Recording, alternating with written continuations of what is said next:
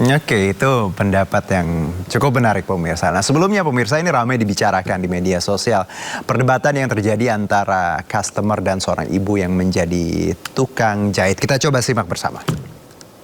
Paling orang kaya-kaya, bukan kayak kamu, orang miskin.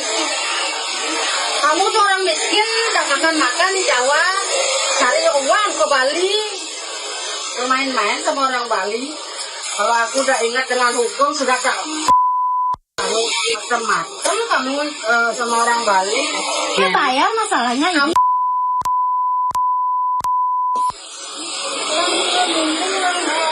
Orang makan. Kalau kamu ngamak, tahu ngamak? Enggak tahu. Kalau kamu lecek diganggu orang, Masalahnya pacar saya. Kamu pacar kamu sudah pacar kamu. Saya bayar. Pacar kamu sudah Saya bayar.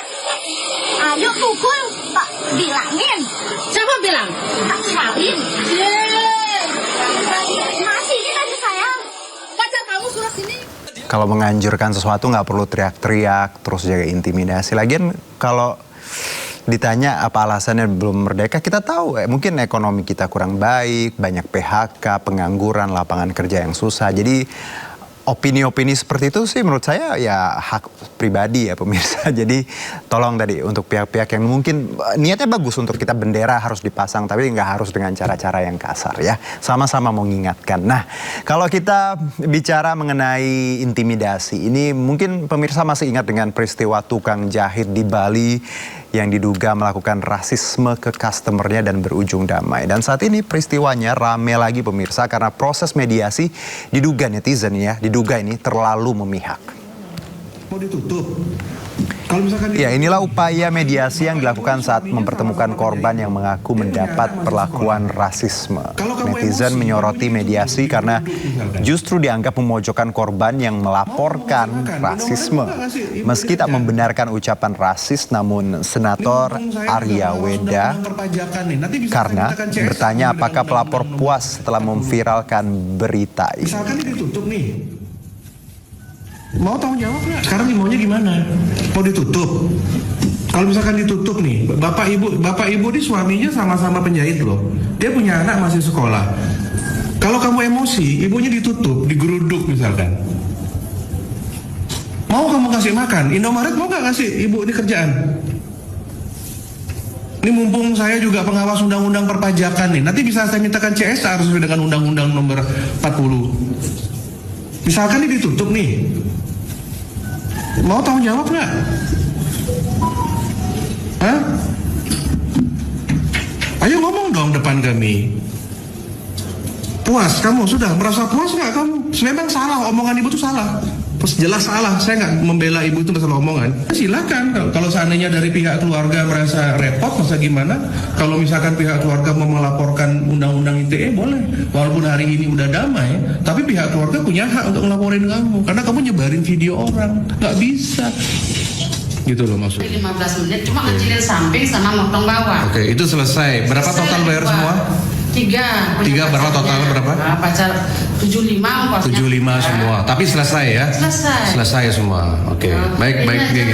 Kalau kamu tuh udah sabar, pun aja ini pacar kamu. Ini kan baju pacar kamu, bukan kamu punya. Biarin pacar kamu bau ambil sini. Pacar saya orang jauh. Di Gianyar tugasnya, saya kosnya di Darmo Sabo. Gimana ibu janji-janji aja? Tidak diselesaikan. Bolak-balik saya ke sini jadinya biarin pacar kamu yang ambil ke sini, kan ini baju pacar kamu, bukan kamu. Biarin pacar kamu tuh sabar sekali loh, baik sekali sama ibu. Kayak kamu cerewet. Ibu pernah ketemu pacarnya dia? Pernah. Oh gitu. Pertama kali bawa kan dia pacarnya.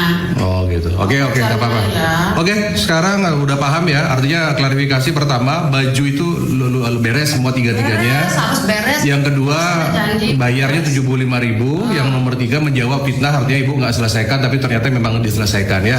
Dan ini udah datang berkali-kali. Ya, pemirsa, setelah beredar video proses mediasi yang tadi kita simak bersama, Senator Arya Weda Karna Suyasa dikritik oleh sejumlah netizen. Oke, ini foto yang kita lihat ya, sama-sama tersenyum, mungkin ada yang kurang puas atau apa, tapi netizen punya sikap yang berbeda pemirsa. Meskipun ada perdamaian antara tukang jahit dan yang mengaku sebagai korban rasisme, tersebarnya proses mediasi mengundang kritikan tajam. Dalam kritikan media sosial, publik mempertanyakan perlakuan yang ditujukan ke korban, ya, dugaan rasis justru dianggap ditekan dalam mediasi. Kalau kita lihat tadi secara full ya, tontonan yang kita punya sebelum ini, korban memang diajukan beberapa pertanyaan seperti itu dan netizen menganggap harusnya tak ada keberpihakan dalam proses mediasi. Namun menurut influencer Zanzabella, Senator Arya Weda karena Suyasa niatnya baik namun justru dijadikan ajang menggoreng isu.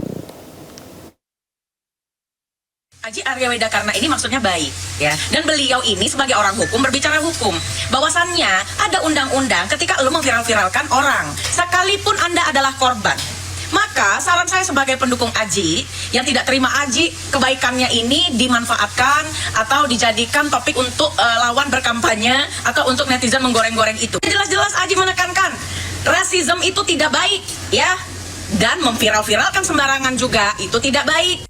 Kalau ini Aji tidak mendamaikan, artinya dua manusia ini bisa saling lapor dan dua-duanya bisa masuk penjara. Daripada Aji yang jelek, biarin aja Ji, dukung aja mereka dua-duanya masuk penjara karena saling lapor. Ya, puluhan warga terdampak banjir di Kelurahan Gunung Sari, Kecamatan Kuranji, Kota Padang, Sumatera Barat mengamuk di kantor lurah setempat. Warga memprotes proses pendataan penerima bantuan tunai sebesar 2 juta rupiah yang dinilai tidak transparan dan belum merata.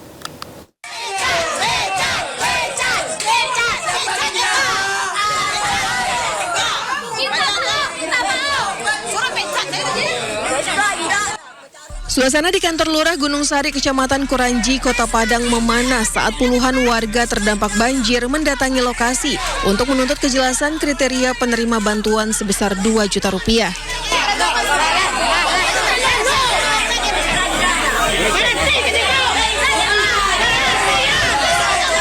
Ketegangan dan adu mulut sempat terjadi antara warga dan petugas sebelum akhirnya ditenangkan oleh pihak kelurahan bersama Babinsa setempat. Minta manusia kepada masyarakat lah. Bantuan ricuh. Hanya dari RT cuma 2 orang bantuan. Kekecewaan mendalam terutama dirasakan oleh warga RT 1 RW 3. Meski banyak rumah di wilayah tersebut mengalami kerusakan cukup parah diterjang banjir, pada pencairan tahap pertama ini justru hanya 1 kepala keluarga yang tercatat sebagai penerima bantuan. Menurut Kelurahan Gunung Sari, pencairan bantuan tunai baru memasuki tahap pertama yang disalurkan kepada 68 kepala keluarga dari total lebih dari 200 warga terdampak.